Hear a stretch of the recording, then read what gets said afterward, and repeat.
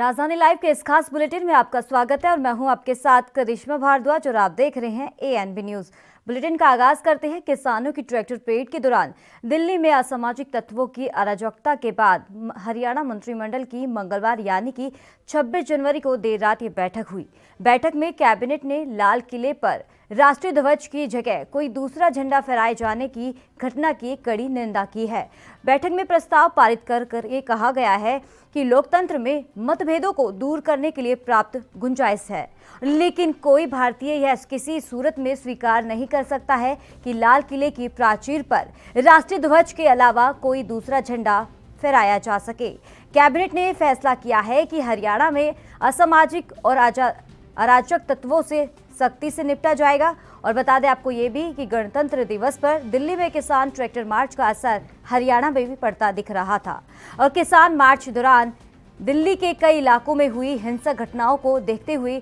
Haryana police की ओर से high alert भी जारी करते हुए तमाम जिला पुलिस कप्तानों को हाई अलर्ट बरतने के निर्देश भी जारी कर दिए गए थे। और वहीं हरियाणा सरकार ने प्रदेश के कई जिलों में इंटरनेट सेवा को भी बंद कर दिया है।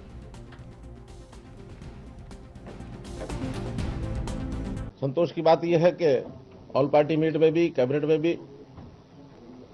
कि सब लोगों को अपील की जाए कि हरियाणा का अमन चैन ये बना रहे, आपसी भाईचारा बना रहे, किसी सरकारी संपत्ति को नुकसान ना पहुंचाया जाए, रास्ते खोले जाए, चाहे रेलवे ट्रैक है अथवा सड़क मार्ग है। ये अपील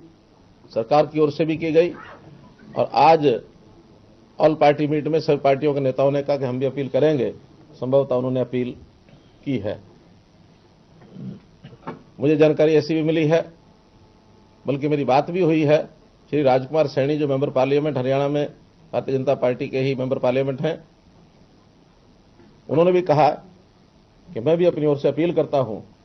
और किसी प्रकार के उनके बयानों से यदि किसी की भावना को ठेस पहुंची है तो उन बयानों को वापस लेने के लिए भी तैयार हैं। संभवतः मीडिया में आ गई होगी या वो मीडिया के, क्योंकि वहाँ बाहर हैं, आज यहाँ नहीं है, विशाखापट्टनम में कोई कमेटी की।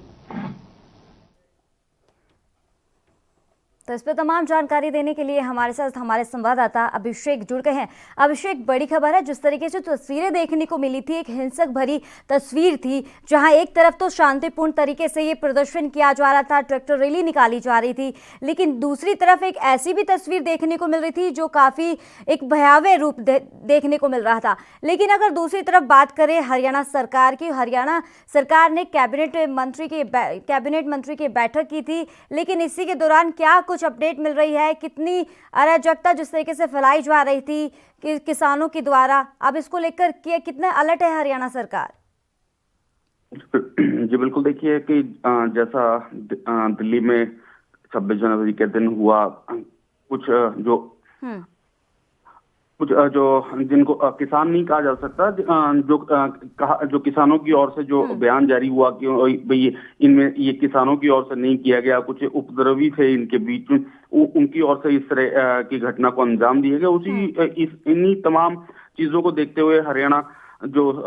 सरकार या पुलिस की ओर से जो है हाई अलर्ट जारी किया गया है। उनकी जो डीजीपी हरियाणा के मनोज यादव है, उनकी ओर से आदेश पारित किए गए हैं कि तमाम जो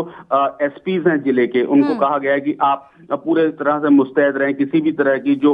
कोई उपद्रवी या दंगाई कोई किसी तरह की घटना को अंजाम ना दे पाए और इसके लिए पूर्ण रूप से अपनी तैयारी करके रखें। किसी को बख्शा नहीं जाएगा और पूरी जो सख्ती बरती जाएगी ऐसे लोगों के से। और जो सरकार का जो खुफिया तंत्र है वो भी पूरी तरह से मुस्तैद है और इस समय जानकारी जुटाने में लगा कि कोई इस तरह की घटना को ना अंजाम दिया जा सके। और वहीं जो हरियाणा सरकार की ओर से जो इंटरनेट सेवा जो है उसको भी 3 जिलों में बंद कर दिया गया है। झज्जर, पलवल जो आदि जो जिले हैं उनमें बंद कर दिया गया है। इंटरनेट सेवा शाम 5 बजे तक जो है ये इंटरनेट सेवा बंद रहेगी, सिर्फ कॉलिंग जो है वो अभिषेक, एक्टिवेट जिस रहेगी। तरीके से बताया जा रहा है हरियाणा सरकार ने एक बड़ा फैसला लिया था, जिस तरीके से जो तस्वीरें एक भयावह रूप देखने को मिल रही थी, और इसी के चलते हरियाणा सरकार ने एक बड़ा फैसला लिया, जिस तरीके से उन्होंने बताया कि अफवाहों पे ज्यादा ध्यान ना दें, अफवाहें फैलाई जा रही है इसी के दौरान। लेकिन इसी के चलते अब बात करें इंटरनेट की, जिस तरीके से बताया कि इंटरनेट भी बंद कर दिए गए हैं 3 जिलों में, क्या ये कब तक के लिए बंद किए गए हैं? ये आज शाम 5 बजे तक के लिए जो है इंटरनेट सेवा बंद कर दी गई है, जिसमें सोनीपत, पलवल और झज्जर जिला, 3 जो जिले हैं इनको शामिल किया गया है। सभी SMS सेवाएं भी इसमें बंद की गई हैं, केवल वॉइस कॉल जो है वो एक्टिव रहेगी आज शाम 5 बजे तक। जो गृह सचिव हैं राजीव अरोड़ा, उनके द्वारा ये आदेश क्या जारी लगता है किए कि गए। जिससे जो गणतंत्र दिवस पे जो इतना महापर्व के रूप में मनाया जाता है हर साल, और एक तस्वीर जो जिस तरह से देखने को मिल रही थी, पूरा देश देख रहा था, और इसी के चलते अब जो एक हरियाणा सरकार की तरफ बड़ा फैसला तो लिया गया है, क्या लगता है कि जिस तरीके से अब इंटरनेट तो बंद कर दिया गया है, कि अब दोबारा ऐसा रूप भी देखने को मिल सकता है जिस तरीके से कल जो एक भयावह तस्वीर देखने को मिल रही थी? जी देखिए, दिल्ली में भारी संख्या में किसान पहुंचे थे। उनमें से जो है कि कई किसान अपने घर लौटना शुरू हुए। जिस तरह की जानकारी मिल रही है कि वापसी भी, उनकी घर वापसी भी होगी, जो सिर्फ 26 तारीख की परेड ट्रैक्टर मार्च में जो शामिल होने आए थे। तो जो वापसी में इस तरह कोई हरियाणा का जो रूट रहेगा उनका, अगर पंजाब की तरफ जाते हैं या फिर राजस्थान की तरफ जाते हैं तो कई हिस्से हरियाणा के बीच में पड़ते हैं। तो ऐसे स्थिति में हरियाणा प्रदेश में किसी तरह की कोई उत्पात ना मचे या किसी तरह की कोई समस्या ना खड़ी हो, तो इसके लिए हरियाणा पुलिस की ओर से हाई अलर्ट पर रहने के लिए जो पुलिस के जो आला अधिकारी हैं, जिलों के SP जो हैं, उनको निर्देश दिए गए हैं। जो IG रैंक के जो बड़े लेवल के जो अधिकारी हैं, उनको कहा गया है कि आप पूरे तरह से मुस्तैदी के साथ तैयार रहें, कोई उपद्रवी हो या किसी उनके साथ सख्ती से निपटने के उन्होंने निर्देश दिए। और वहीं जो उन्होंने इंटरनेट सेवा भी बंद करने की बात कही। वहीं जो मुख्यमंत्री मनोहर लाल खट्टर जो है, उनका भी बयान और अपील सामने आई है। मुख्यमंत्री ने यह भी कहा कि जो 26 जनवरी को जो लाल किले पर हुई वो जो घटना है वो बहुत ही निंदनीय है। लोकतंत्र के में संवाद के जरिए मतभेदों को दूर करने की पर्याप्त गुंजाइश है, लेकिन तमाम मतभेदों के बावजूद भारतीय जो है लाल किले पर इस तरह की घटना को कोई भी जो है सहन नहीं करना चाहेगा। इस तरह की जो अपील है मुख्यमंत्री मनोहर लाल के द्वारा की गई है। और वहीं किसान जो नेता हैं उनकी ओर से ये कहा गया जो दिल्ली में जो घटना हुई है, जो लाल किले पर या फिर इस तरह की अन्य जो दिल्ली में घटना को अंजाम दिया गया, उसमें किसानों और या किसान संगठनों का कोई उनके साथ संबंध नहीं है। वो इसकी जांच होगी और जांच के बाद इसमें साफ तौर पे उनकी तरफ से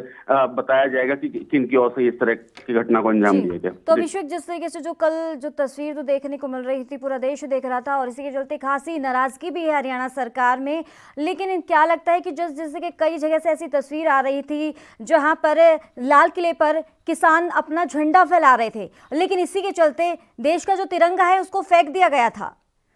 तो वहीं अब इसके चलते अब हरियाणा सरकार ने कहा है कि जिससे सरकार, और इसी के चलते ये भी बताया जा रहा था, ये तस्वीर भी सामने आ रही थी कि जिस तरीके सरकारी संपत्ति को नुकसान पहुंचाने की भी कोशिश लगातार किसान द्वारा की जा रही थी। जी देखिए,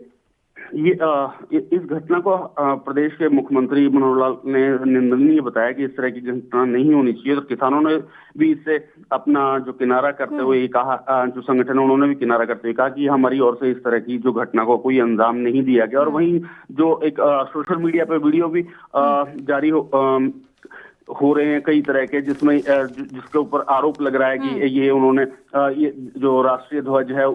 या जो निशान साहब है या फिर किसान मजदूर संगठनों का जो झंडा है वो उनके द्वारा फहराया गया था। उन्होंने इसकी जिम्मेदारी खुद लेते हुए कहा कि उस समय जो है तिरंगा वहां पर नहीं था, तिरंगा और जो झंडा है वो दूसरी तरफ लगा हुआ था, और जिस पोल पे ये लगाया गया वो जो पोल था बिल्कुल ही खाली था। तो इस तरह की बातें भी सामने आ रही हैं। अभी जांच अभिषेक, क्या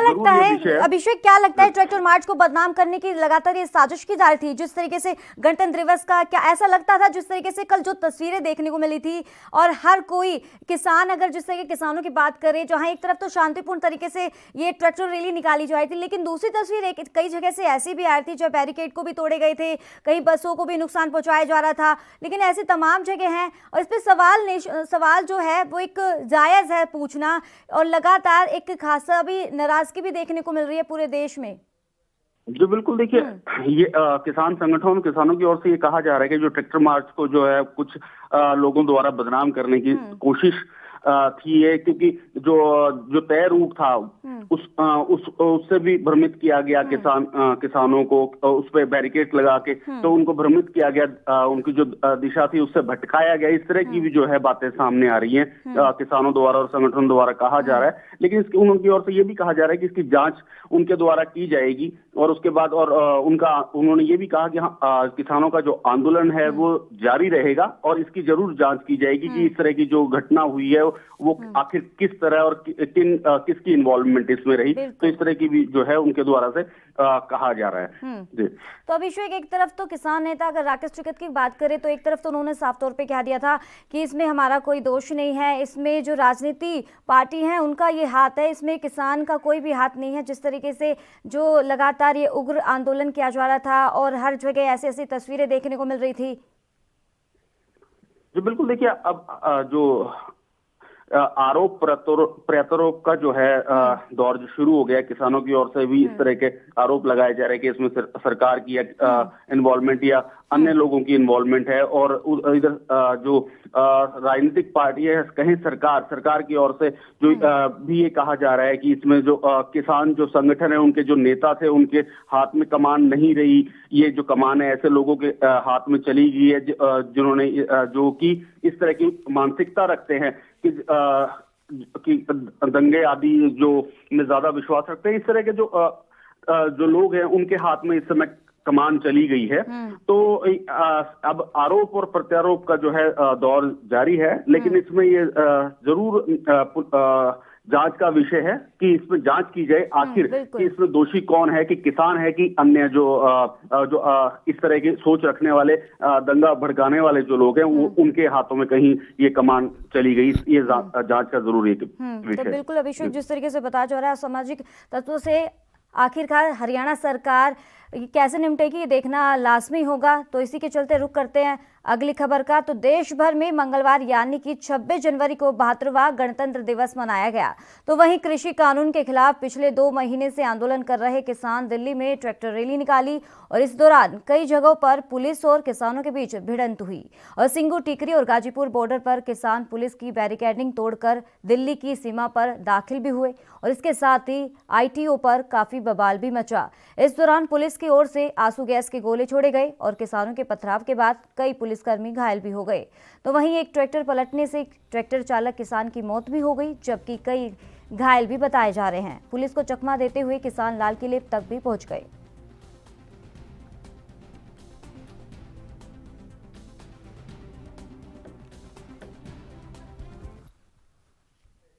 तो इस पर तमाम जानकारी देने के लिए हमारे साथ संवाददाता राजीव तिवारी दिल्ली से जुड़ गए हैं। राजीव, जिस तरीके से कल जो 2 तस्वीरें देखने को मिल रही थी, एक तस्वीर तो शांतिपूर्ण तरीके से आंदोलन कर रहे थे, ट्रैक्टर रैली निकाल रहे थे, लेकिन दूसरी तरफ एक ऐसी तस्वीरें देखने को मिल रही थी जो एक दुखदाई देने वाली है, एक शर्म करने वाली है। देखिए बिल्कुल सही कहा आपने कि इस तरीके से किसानों की जो ट्रैक्टर रैली थी वो जरूर निकलनी थी, मगर उसके लिए दोनों ही तरफों से क्या कहते हैं, दिल्ली पुलिस की तरफ से भी और किसान संगठनों के नेताओं की तरफ से भी एक रणनीति बनाई गई थी कि हमने इस समय और इस समय के हिसाब से निकालनी है। यानी कि सिर्फ जो परेड का जो पहले टाइमिंग था यानी 9 से 12 बजे का, उसके बाद ट्रैक्टर रैली निकालनी थी और वो हुई लगभग 5 बजे तक। यानी कि 2 बजे से लेकर 5 बजे तक का जो समय था वो किसानों का था जिसके द्वारा ट्रैक्टर रैली निकालनी थी। मगर जिस तरीके से शुरुआत में ही कह सकते हैं ट्रैक्टर रैली जो निकालने स्टार्टिंग कर दी 7 बजे से ही, तो कहीं ना कहीं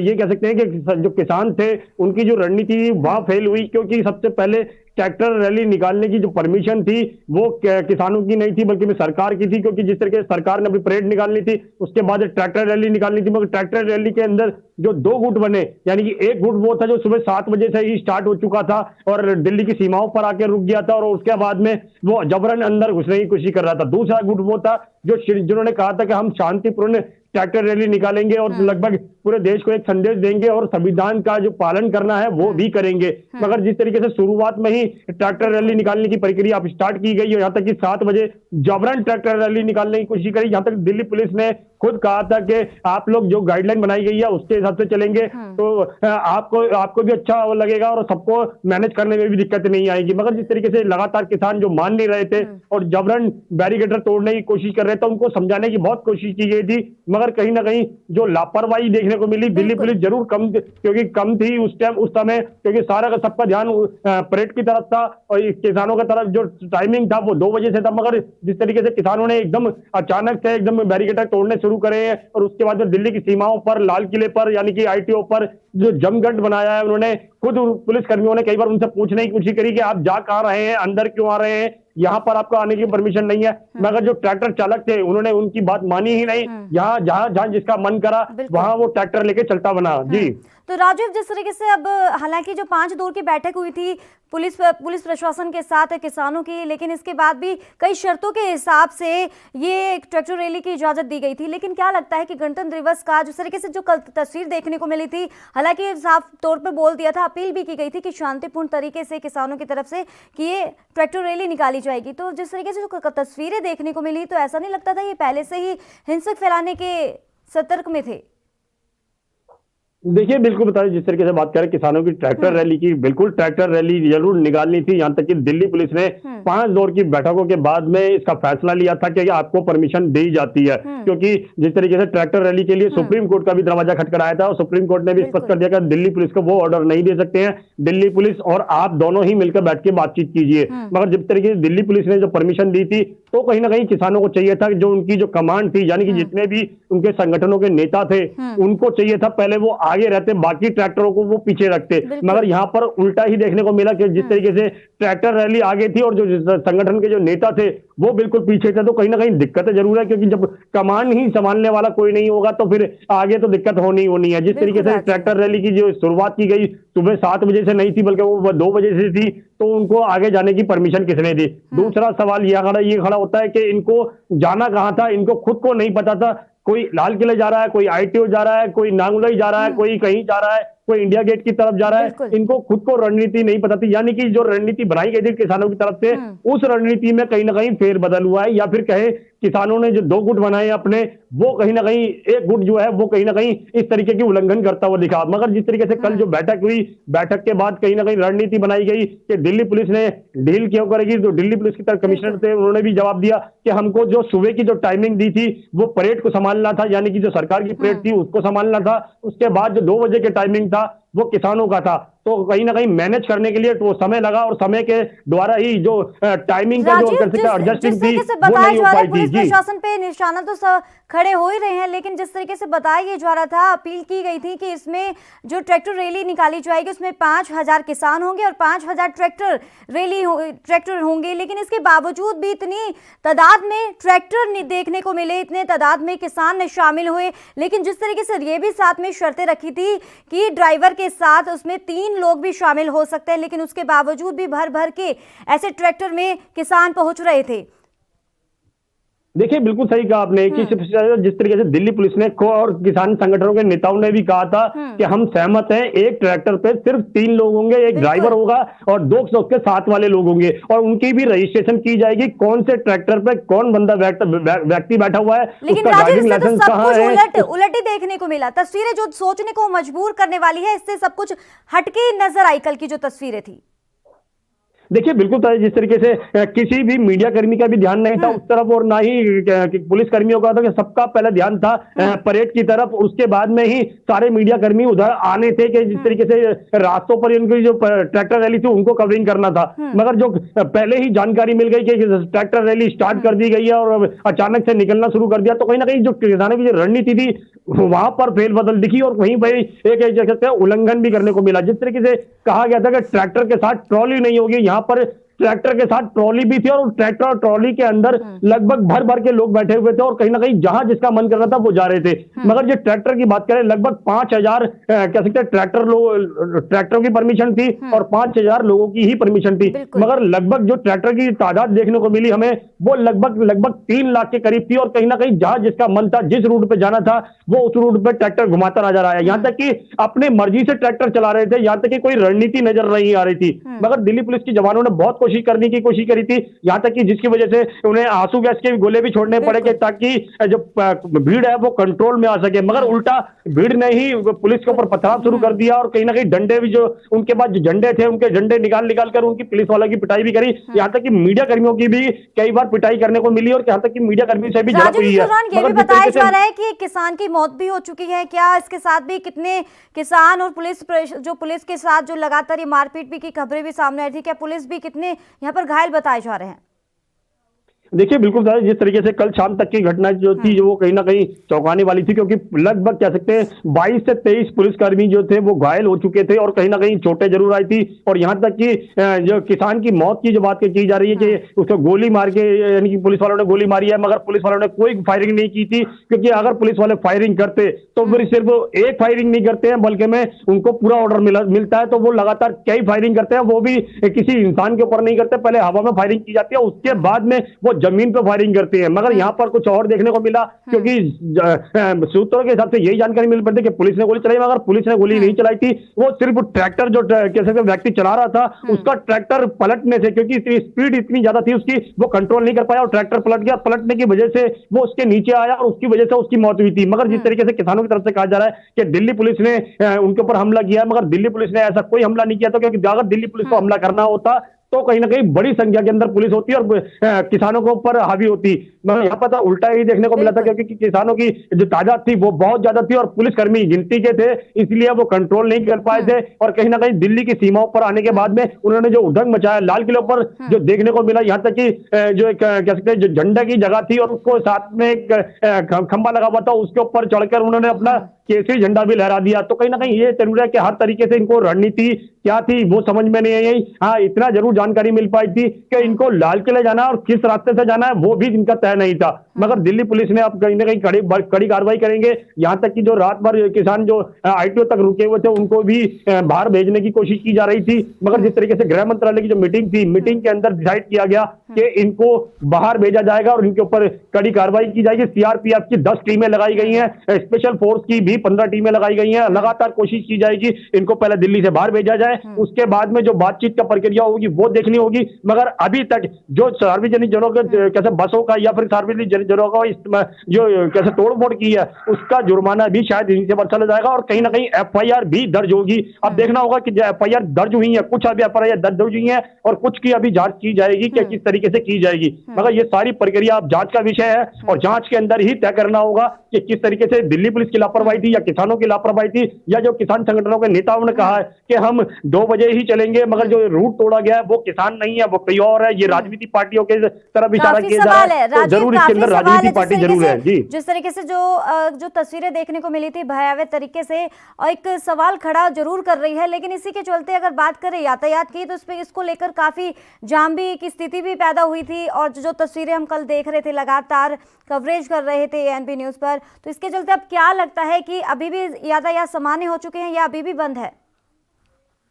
देखिए बिल्कुल बताइए, जिस तरीके से बात करें यातायात की, तो यातायात जहां जिसका मन कर रहा था, यानी कि ट्रैक्टरों की तादाद इतनी ज्यादा थी, जहां जिसका मन कर रहा है वो ट्रैक्टर वहां लगा देता है और उसके बाद में वो पैदल ही, यानी कि जो उसके अंदर इतना लश्कर होता है वो इतना ही चल देता है और उसके बाद में कोई कहीं भाग रहा है, कोई कहीं भाग रहा है, वो यातायात तो प्रभावित होगा ही होगा। मगर दिल्ली पुलिस से लगातार कोशिश कर रही थी कि ट्रैक्टरों को हटाने की, यहाँ तक कि कई ट्रैक्टरों को पंचर भी करना पड़ा था ताकि ट्रैक्टर आगे ना जा सके और उनके रास्ता रोकने के लिए बसें भी लगाई थी, मगर बसें भी उन लोगों ने तोड़ दी। मगर जिस तरीके से लगातार तोड़फोड़ की गई है तो किसानों के ऊपर सवाल तो उठना लाजमी है और दिल्ली पुलिस अब कार्रवाई करेगी। अब देखना होगा दिल्ली पुलिस कितनी बड़ी कार्रवाई करती है, मगर जो अभी की स्थिति है वो लगभग कह सकते हैं सामान्य हो चुकी है, क्योंकि ट्रैक्टरों की जो तादाद थी वो पूरी रात हटाई गई है और कहीं ना कहीं उनको हटाने के साथ साथ ये कोशिश की गई है सामान्य जो रोड है वो सामान्य हो सके, मगर कोशिश अभी भी जारी है। मगर दिल्ली पुलिस की तरफ से ये जरूर कहा गया है कि जो रास्ता था वो खोल दिया गया है, मगर देखना होगा कि कितनी बड़ी कितना सार्वजनिक जगहों पर नुकसान हुआ है, कितनी बसें तोड़ी गई हैं,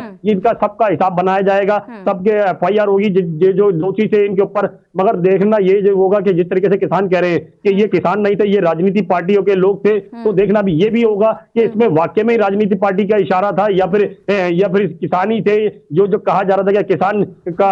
जो मन करेगा तो लाल किले जाएंगे, तो किसानों की जो रैली थी वो बिल्कुल भटक चुकी थी और भटकने के साथ साथ इस तरीके से जो कहीं ना कहीं रणनीति थी वो साफ नजर आ रही थी और किसानों की तरफ से भी साफ कर दिया गया है कि ये जो जिन्होंने उग्रता की है ये किसान नहीं है, ये राजनीतिक पार्टियों की तरफ इशारा है। तो अब इस वक्त राजनीति जरूर होगी और राजनीति के साथ साथ एक दूसरे के ऊपर आरोप प्रत्यारोप जरूर लगाए जाएंगे और देखना होगा सरकार किस तरीके से कार्रवाई करती है या फिर दिल्ली पुलिस जो कितनी बड़ी कार्रवाई करती है और कितने लोगों पर एफआईआर होती है। जी तो राजीव, क्या लगता है कि जो गणतंत्र दिवस पर इतनी खतरनाक तस्वीरें जो देखने को मिली थी किसानों की तरफ से, लेकिन क्या लगता है कि ऐसे ही गतिरोध खत्म हो जाएगा जिस तरीके से अब इससे पहले 26 जनवरी से पहले इन्होंने एक और अल्टीमेटम दे दिया है कि साफ तौर पर सरकार को एक तरह से दबाव बनाने की और ज्यादा कोशिश की जा रही है। उनका साफ तौर पर यह कहना है कि 1 फरवरी को संसद के बाहर ये घेराव करेंगे, मार्च निकालेंगे और कितना दबाव कर सकते हैं सरकार के प्रति?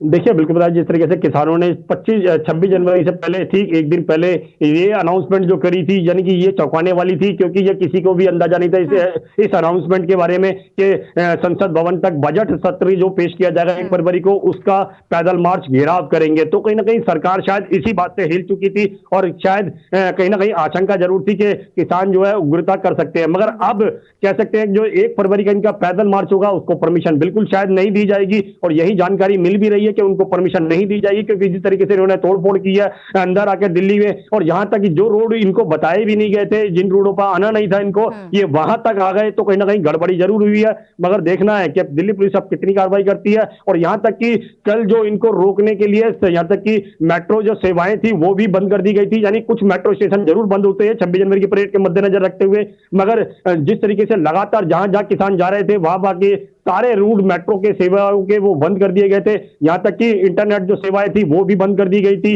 मगर रात 12 बजे तक इंटरनेट सेवाएं बंद थी, उसके बाद ही इंटरनेट सेवाएं खोली गई हैं। मगर कहीं ना कहीं पुलिस को बहुत ज्यादा मैनेज करने के लिए कहीं ना कहीं पुलिस बल का सहारा लेना पड़ा और उसकी वजह से कहीं ना कहीं लास्ट में पुलिस ने जो किसानों को बाहर भेजने की कोशिश की है वो कहीं ना कहीं अगर वो पहले करते तो शायद स्थिति को संभाला जा सकता था, मगर इस तरीके की जो घटना हुई है ये कहीं ना कहीं दोनों तरफ से इशारा करती है कि दोनों तरफ लापरवाही थी, दिल्ली पुलिस की तरफ से भी और किसानों की तरफ से। अगर किसानों की तरफ से इतनी बड़ी लापरवाही नहीं होती तो शायद इतना बड़ा उद्रंग वो भी 26 जनवरी को देखने को नहीं मिलता। पुलिस प्रशासन ने जो शर्तें रखी थी, अपील की थी कि 5,000 किसान और साथ में ट्रैक्टर भी 5,000 ही होंगे, लेकिन उसके बावजूद भी किसानों ने साफ तौर पर दावा कर दिया था, उन्होंने कह दिया था कि लाखों से भी ऊपर ट्रैक्टर आ सकते हैं, लेकिन इसके साफ तौर पे कहा जा सकता है कि पुलिस प्रशासन की तरफ से भी कहीं ना कहीं तो चूक देखने को मिली थी। चलिए, बहुत बहुत शुक्रिया राजीव तिवारी तमाम जानकारी देने के लिए। तो रुक करते हैं अगली खबर का। खबर राजस्थान के दौसा से है, जहां महज 10 किलोमीटर दूर महिलाओं के साथ होने वाली दरिंदगी की डरा देने वाली दास्तां सामने आई है, जिसे सुनने के बाद हर कोई सोचने पर मजबूर हो गया। एक दरिंदे ने एक ही परिवार की 3 मासूमों सहित कुल 4 महिलाओं को अपनी हवस का शिकार बना लिया और 1 साल तक यह दरिंदा अपनी हवस की भूख मिटाता रहा, लेकिन भय और डर के चलते इस परिवार का कोई भी व्यक्ति उसका मुकाबला करने को तैयार नहीं हुआ। लेकिन जैसे जैसे दरिंदगी की दास्तां गहरी होती गई, पीड़ितों ने हिम्मत जुटाकर अपनी आप बीती पुलिस को बताई और एक एक कर दौसा महिला थाने में दुष्कर्म के 4 मामले दर्ज करवाए गए। मामले दर्ज हुए, लेकिन 4 दिन बीत गए और इसके बावजूद पुलिस के हाथ अभी तक खाली है। और आज कई दिन बाद दौसा एसपी अनिल बेनीवाल ने चुप्पी तोड़ते हुए दावा किया है कि पुलिस आरोपी को जल्द गिरफ्तार कर लेगी। तो वही मामला जब मंत्री ममता भूपेश के संज्ञान में आया तो वह भी दावा कर रही है कि जल्द कार्रवाई की जाएगी। और ऐसे में कल जब पूरा देश गणतंत्र दिवस मना रहा था और वहीं दौसा में हुई ऐसी दरिंदगी कहीं ना कहीं आज़ादी और गणतंत्र पर सवालिया निशान है कि आखिर जनता का राज है या फिर अफसरशाही इतनी नाकाम हो चुकी है कि महिलाओं को अपना परिवार और आबरू बचाना मुश्किल हो गया है।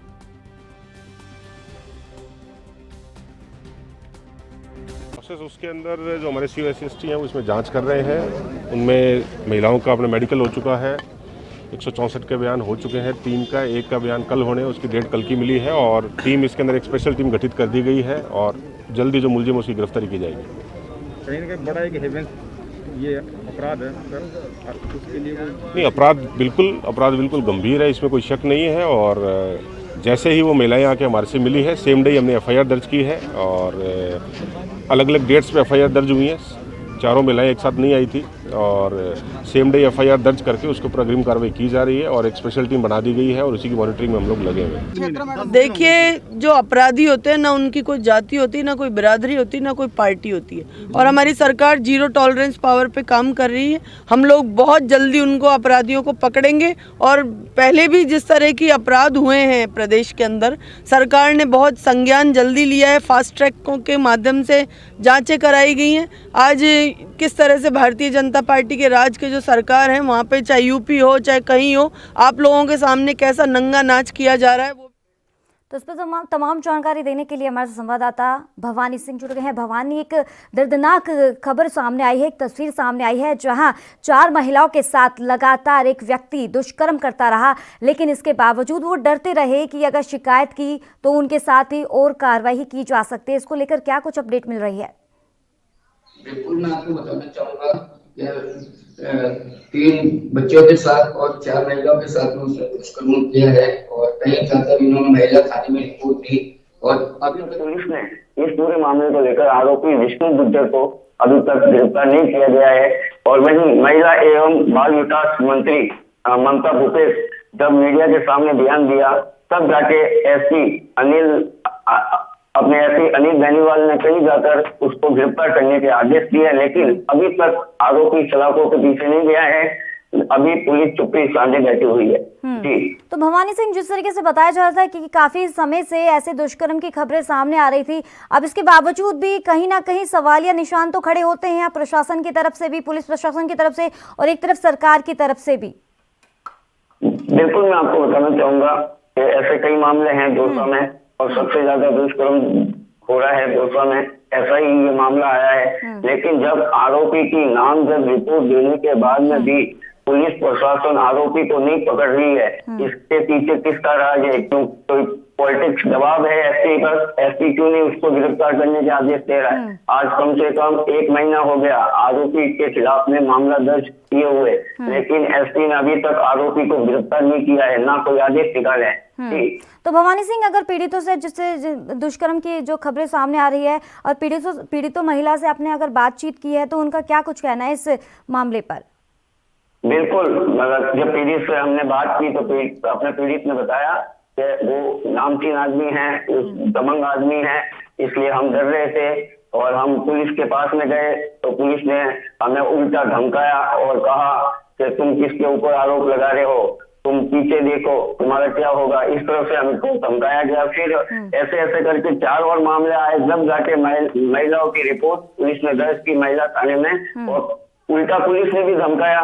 कि आप ऐसा मामला दर्ज ना करें। क्यों नहीं करें? ऐसी घटना हुई है, पुलिस की है कि जांच करना और जांच के बाद में अगर सही है आरोपी या गलत है तो सजा तक अपने पहुंचाने का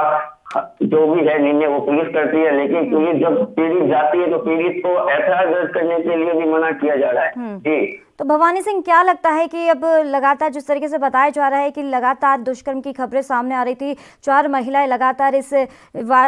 हादसे का शिकार हो रही थी, क्या लगता है कि मीडिया के आने के बाद ही ये संज्ञान लिया गया है, पहले से ऐसे क्यों नहीं लिया गया?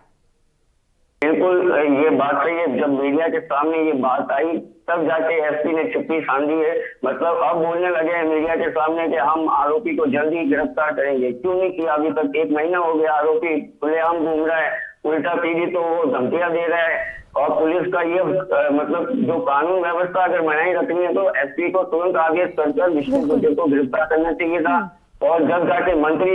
एक मंत्री जब बयान देती है तब एसपी नींद से जागते हैं। ये मतलब दौसा का यही है कि दौसा में अगर कोई रिपोर्ट देता है तो उसका संज्ञान लेने वाला कोई नहीं है। और जिले का कैप्टन है वो होते हुए उनको कम से कम महिला की बात सुनकर उस पर जांच बिठाकर आरोपी को गिरफ्तार करना चाहिए था। जी बिल्कुल। तो भवानी सिंह, अब क्या कुछ कहना है पुलिस प्रशासन की तरफ से कि कब तक कार्रवाई की जाएगी इस व्यक्ति के खिलाफ और कब तक ये गिरफ्तार होगा?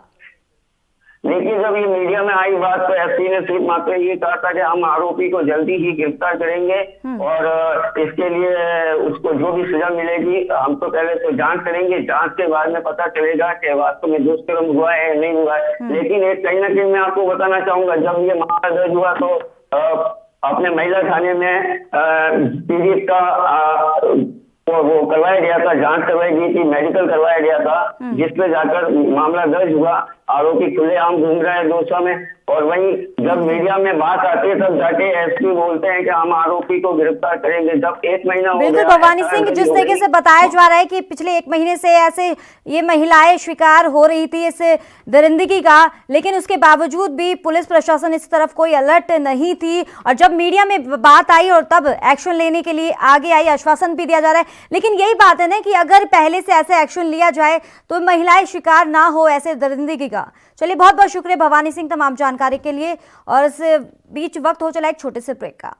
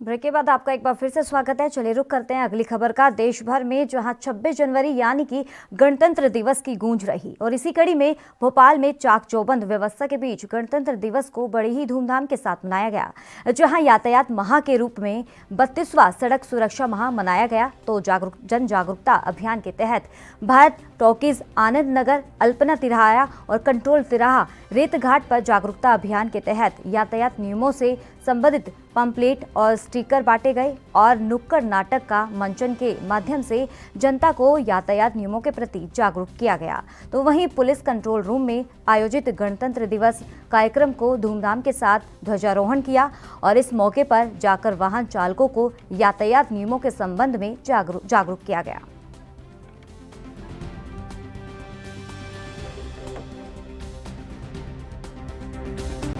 शुभकामनाएं और हम उम्मीद करेंगे कि आज का दिन भी बहुत ही जो है किसी को किसी तरह की कोई समस्या ना आए ट्रैफिक के दौरान और पूरा साल जो है बहुत बेहतर बीते, सुख शांति से बीते, ऐसी हम लोग की आशा है, ऐसी हमारा।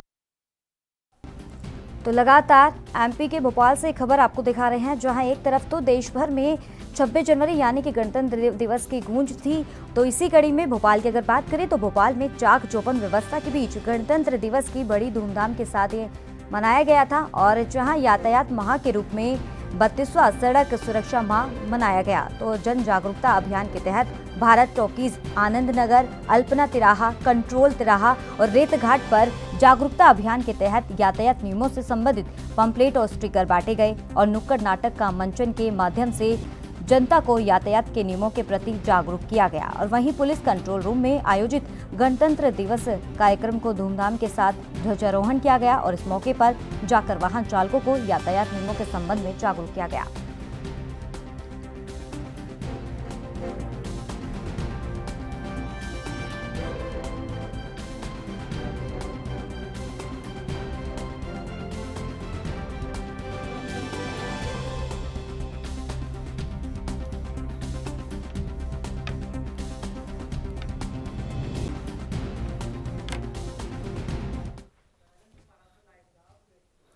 तो इस पर तमाम जानकारी देने के लिए हमारे साथ संवाददाता शैलेंद्र जुड़ गए हैं। शैलेंद्र, जहां एक तरफ तो पूरा देश कल गणतंत्र दिवस मना रहा था, हर जगह पूरे देश में गूंज थी, तो लेकिन दूसरी तरफ अगर भोपाल की बात करें तो भोपाल में भी एक जन जागरूकता अभियान चलाया गया था।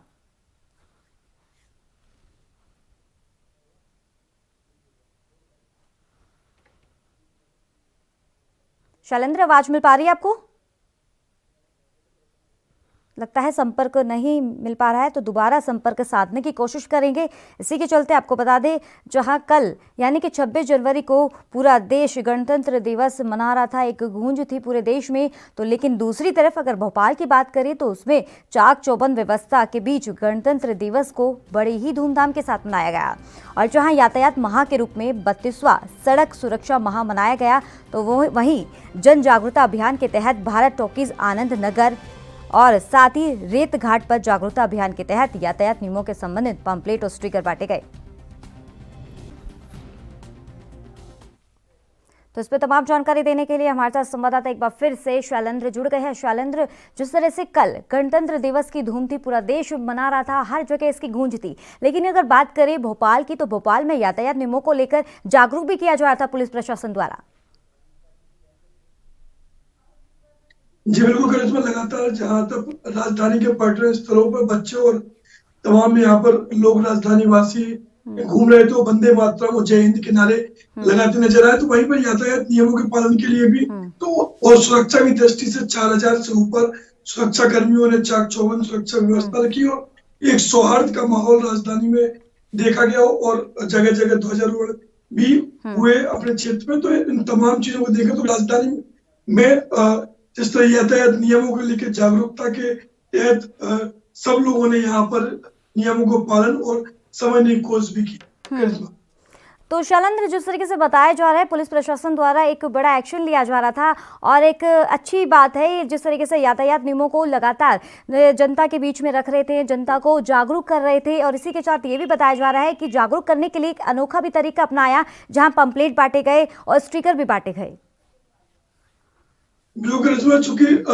वर्तमान में यातायात माह चल रहा है केंद्र की सरकार की तर्ज पर, और यहाँ वर्तमान में ई चालान की सबसे बड़ी कार्रवाई होती है, जो कि देखने में ये होता है कि ई चालान के मतलब एक ही बार में राजधानी जो यातायात का नियम का पालन नहीं करते, उनके एक ही दिन में कई चालान कट जाते हैं, तो उसका जुर्माना ई चालान के माध्यम से होने के चलते राजधानी वासियों को काफी परेशानी का सामना भी करना पड़ता है और एक ही दिन में हजारों के ये बिल हो जाते थे, ई चालान को भरना ही होता था। तो यातायात सप्ताह के माध्यम से जो यातायात नियमों को पालन करने को लेकर जिस तरह जन जागरूकता अभियान और नुक्कड़ नाटक, होर्डिंग्स और तमाम तरह के प्रचार प्रसार के तहत ये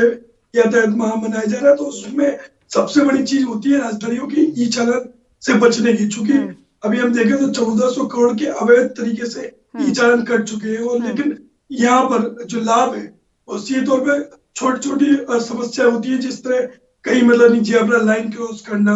या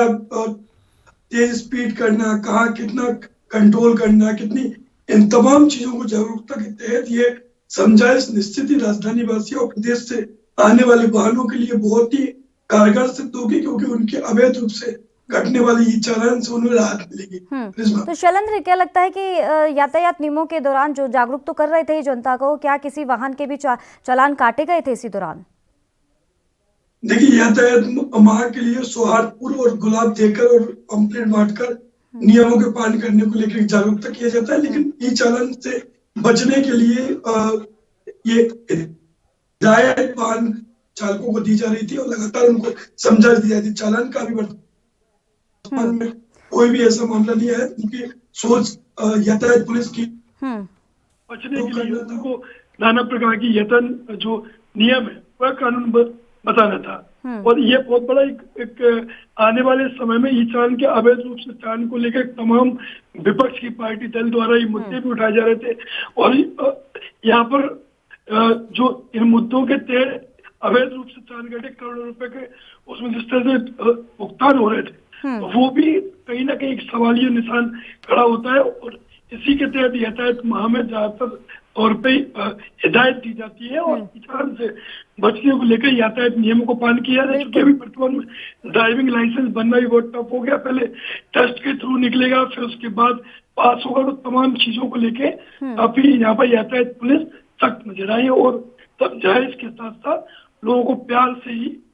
यहाँ पर ट्रीट करती नजर आई। तो शैलेंद्र, जहां आए दिन ऐसी तमाम खबरें सामने आती हैं जहां पुलिस प्रशासन द्वारा पूरे इंतजाम किए जाते हैं, जिस तरीके से बताया जा रहा है, भोपाल की अगर बात करें तो यातायात नियमों को लेकर लगातार जागरूक कर रहे हैं वहां की जनता को। अगर दूसरे राज्यों की बात करें तो दूसरे राज्यों में भी ऐसी तमाम तस्वीरें देखने को मिलती है कि लगातार जागरूक अभियान चलाया जाता है जनता के लिए, लेकिन कई जगह पर जनता मानती नहीं है और लगातार चालान का भी शिकार होती रहती है। अगर भोपाल की बात करें तो भोपाल में कितने लोग जागरूक है? इसमें देखने में ये आता है कि भोपाल में 60 से 70% जागरूकता की श्रेणी में आते हैं, बाकी के 30 से 40% लोग ऐसे भी नजर आते हैं जो लापरवाही करते हैं और निश्चित ही लापरवाही का मंजर जब सामने आता है जब उनके ई चालानों में लाखों रुपए के चालान हो जाते हैं, उनको समझ आती है क्योंकि कैमरे के थ्रू ये चालान होते हैं और नियमों को ना पालन करने के कारण ये चालान होते हैं। तो कई बार ये जागरूकता जिस तरह पुलिस कंट्रोल रूम पीएचटी में यहाँ पर यातायात की सीडी और कई ऐसे मामले दिखाते हैं मूवी के माध्यम से, तो इसमें ये सामने आता है कि जागरूकता के तहत कार्रवाई होती है और प्यार मोहब्बत से ही काम करवाने की पुलिस की कोशिश होती है। लेकिन जब वाकई जब जनता नहीं मानती है तो फिर ई चालान के अलावा जो कबूतर चालान होते हैं, फ्रंट जो चालान होते हैं, उसके लिए भी पुलिस प्रशासन पर मजबूर होता है और करने को यहाँ पर जगह जगह चेक पॉइंट के माध्यम से इन लोगों की कार्रवाई करता है। और निश्चित ही राजधानी के लिए नुक्कड़ नाटक और इस तरह की जो यातायात मुहिम में की गई है तो इसमें पहले की तुलना में अभी वर्तमान में काफी सक्रिय और काफी नियम मुताबिक यह काम करने की यातायात पुलिस द्वारा कोशिश की जा रही है। चलिए, बहुत बहुत शुक्रिया शैलेंद्र तमाम जानकारी देने के लिए। तो इसी के चलते रुक कर लेते हैं अगली खबर का। खबर महाराष्ट्र के मुंबई से है, जहां समता नगर पुलिस स्टेशन में मुख्यमंत्री उद्धव ठाकरे ने साइबर क्राइम पुलिस थाने का उद्घाटन किया है और इस दौरान शिवसेना के नेता आदित्य ठाकरे और कैबिनेट मंत्री असलम शेख रहे। बता दें आपको ये कि मुंबई में 5 साइबर क्राइम पुलिस स्टेशन बनाए गए हैं, जिसमें मुंबई से लेकर दहिसर तक के लिए साइबर क्राइम पुलिस स्टेशन बनाया गया है। दरअसल साइबर क्राइम मुंबई में लगातार बढ़ रहा है और जिसे ध्यान में रखते हुए महाविकास अघाड़ी सरकार ने यह निर्णय लेते हुए तत्काल 5 साइबर क्राइम पुलिस स्टेशन बनाए गए, जिसमें समता नगर पुलिस स्टेशन में बने साइबर क्राइम पुलिस स्टेशन का मुख्यमंत्री के हाथों उद्घाटन किया। और इस मौके पर एडिशनल सीपी ने मीडिया से बात करते हुए बताया है कि ज़्यादातर सीनियर सिटीजन साइबर क्राइम का ये शिकार बनते हैं और उन्हें सफ़र करना काफ़ी लंबा पड़ता है और ऐसे में समता नगर पुलिस स्टेशन में बने साइबर क्राइम पुलिस स्टेशन से सबसे ज़्यादा बुजुर्गों को फ़ायदा होगा और अपराध पर भी अंकुश लगेगा। उधर लोगों का ये कहना है कि छोटी सी शिकायत के लिए उन्हें कई घंटों का सफ़र, कई घंटों के कतार में खड़ा करना रहना पड़ता है, काफ़ी दिक्कतों का सामना करना पड़ता है। तो अब साइबर क्राइम की ऑफिस कई जगह बन गई है, जिससे आम जनता को शिकायत दर्ज कराने में काफ़ी मददगार होगी। पर महाराष्ट्र के राज्य मुख्यमंत्री सन्माननीय उद्धवजी ठाकरे सर,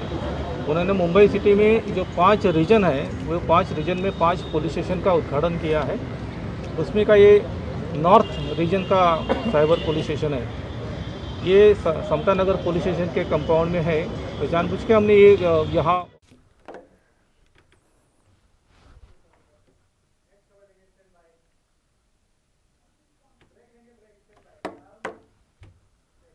तो वक्त हो चला एक छोटे से ब्रेक का।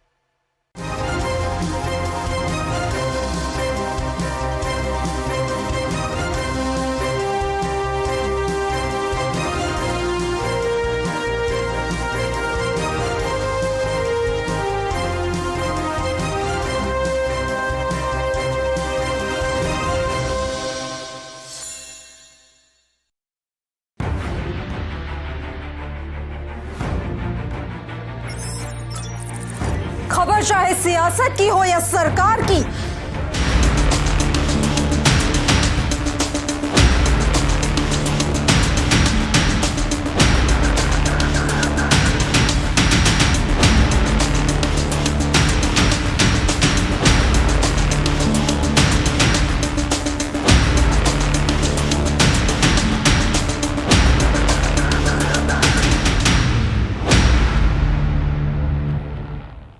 ब्रेक के बाद आपका एक बार फिर से स्वागत है। चलिए रुक कर लेते हैं मुंबई की खबर का, जहां लगातार जिस तरीके से आपको बता दें कि मुंबई जो महाराष्ट्र सरकार है वहां पर उन्होंने एक सराहनीय कदम उठाया है। दरअसल आपको बता दें कि वहां पर 5 क्राइम जिस तरीके से साइबर क्राइम पुलिस थाने का उद्घाटन किया गया है, तो इस पर तमाम जानकारी देने के लिए हमारे साथ संवाददाता मुरारी सिंह जुड़ गए हैं। मुरारी सिंह, बड़ी खबर है मुंबई से, जहाँ महाराष्ट्र सरकार ने एक बड़ा कदम उठाया है, जहाँ साइबर क्राइम पुलिस का उद्घाटन किया गया है। क्या कुछ अपडेट मिल रही है इसी दौरान? जी करिश्मा, बिल्कुल सही कहना है। आपको बता दें कि मुंबई में साइबर क्राइम अपराध काफी हद तक बढ़ गया था। मुंबई का घाटकोपर इलाका हो या बांद्रा, चर्च गेट हो या बीटी या फिर मुंबई का दहिसर इलाका, आए दिन बड़े पैमाने पर पुलिस स्टेशनों में और साइबर क्राइम में जो है मामला दर्ज होता था। और दिक्कतें होती थी कि सिर्फ एक ऑफिस होने की वजह से जो लोगों की शिकायतें थी वो पूरी नहीं हो पाती थी, जो आरोपी थे वो नहीं पकड़े जा रहे थे। और यही वजह था कि महाराष्ट्र के मुख्यमंत्री ने आनंद फानन में महाविकास अघाड़ी में चर्चा करते हुए मुंबई में 5 साइबर क्राइम पुलिस स्टेशन का उद्घाटन किए। नॉर्थ मुंबई, उत्तर मुंबई की बात करें तो समता नगर पुलिस स्टेशन में खुद मुख्यमंत्री उद्धव ठाकरे पहुंचे, जहां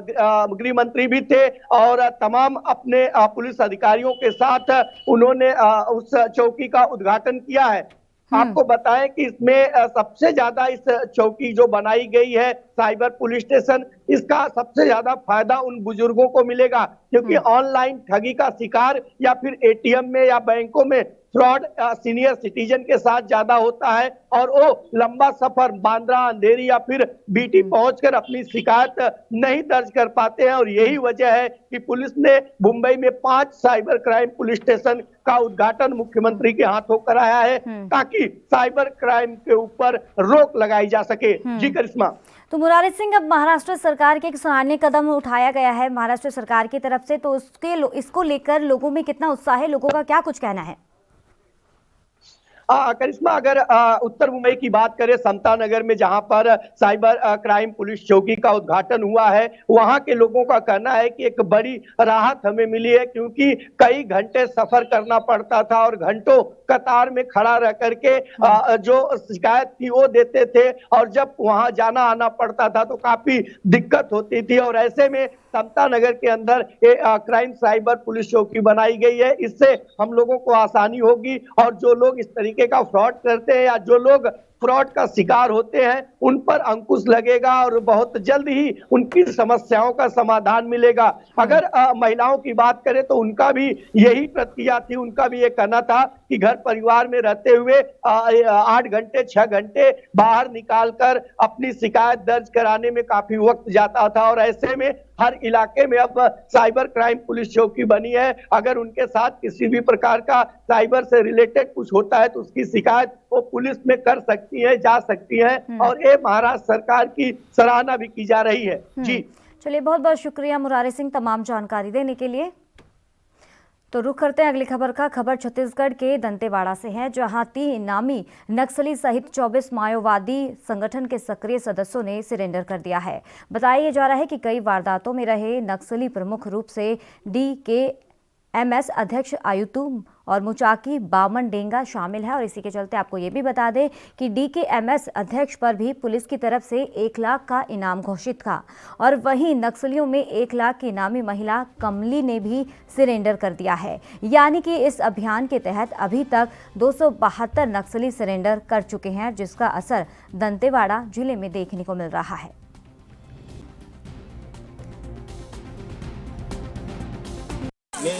चिकपाल मार्जूम जो कटे कल्याण एरिया कमेटी का कटे कल्याण थाने का अति संवेदनशील नक्सली क्षेत्र है, वहाँ पहली बार गणतंत्र दिवस बनाया गया। यहाँ पे हर बार लाल झंडा और काले झंडे का रहता था, चारों तरफ बैनर पोस्टर नक्सली लगे रहते थे। नक्सली यहाँ पे डांस ड्रामा करते थे, रिक्रूटमेंट करते थे। लेकिन पहला गणतंत्र दिवस है जहाँ पे 24 माओवादियों ने आत्मसमर्पण किया, जिसमें 3 इनामी माओवादी थे। धीरे धीरे करके आत्मसमर्पण बढ़ता गया, 16 से स्टार्ट हुआ था, 24 पे खत्म। तो खबर लगातार छत्तीसगढ़ के दंतेवाड़ा से दिखा रहे हैं, जहां 3 इनामी नक्सली सहित 24 माओवादी संगठन के सक्रिय सदस्य ने सरेंडर कर दिया है। और इसी के चलते ये बताया जा रहा है कि कई वारदातों में ये शामिल थे। तो वहीं अब आपको बता दें कि कल जो गणतंत्र दिवस जब पूरा देश मना रहा था, इसी को लेकर उन्होंने गन छोड़ दिया है और उन्होंने वादा किया है और उसको अपने खुद को समर्पण भी कर दिया है। और इसी के चलते आपको बता दें कि कई वारदातों में रहे नक्सली प्रमुख रूप से DKMS अध्यक्ष आयुतु मुचाकी बामन डेंगा शामिल है। और DKMS अध्यक्ष पर भी पुलिस की तरफ से 1 लाख का इनाम घोषित था। तो वहीं नक्सलियों में 1 लाख की इनामी महिला कमली ने भी सरेंडर कर दिया है। और यानी कि इस अभियान के तहत अभी तक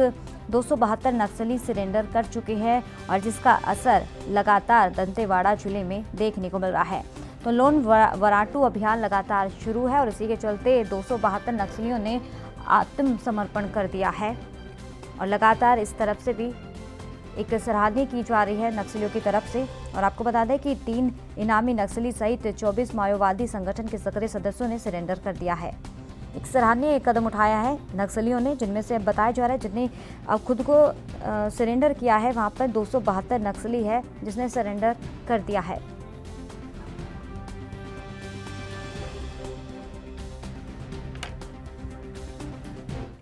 तो इस पर तमाम जानकारी देने के लिए हमारे साथ संवाददाता ST राज जुड़ गए हैं। ST, बड़ी खबर आ रही है जहां लगातार बताया जा रहा है कि दंतेवाड़ा में एक लोन वराटू अभियान शुरू है और उसके लेकर अब 272 नक्सलियों ने आत्मसमर्पण कर दिया है।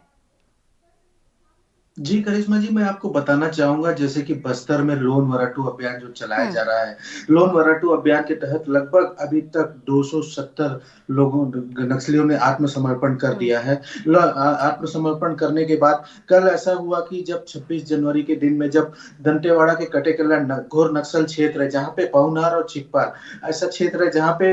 पिछले 70 सालों से काला झंडा ही फहराया जाता था, जो कि नक्सलियों द्वारा फहराया जाता था। अब जबकि अभिषेक पल्लव जो वहाँ के SP है, दंतेवाड़ा के SP है, उनके तत्वाधान में वहाँ पे उस घोनगार नक्सल क्षेत्र में जाकर वहाँ पे तिरंगा फहराया गया। तिरंगा जब फहराया गया तो वहाँ के गांव वालों में उत्साहित और खुशी को देखने को मिला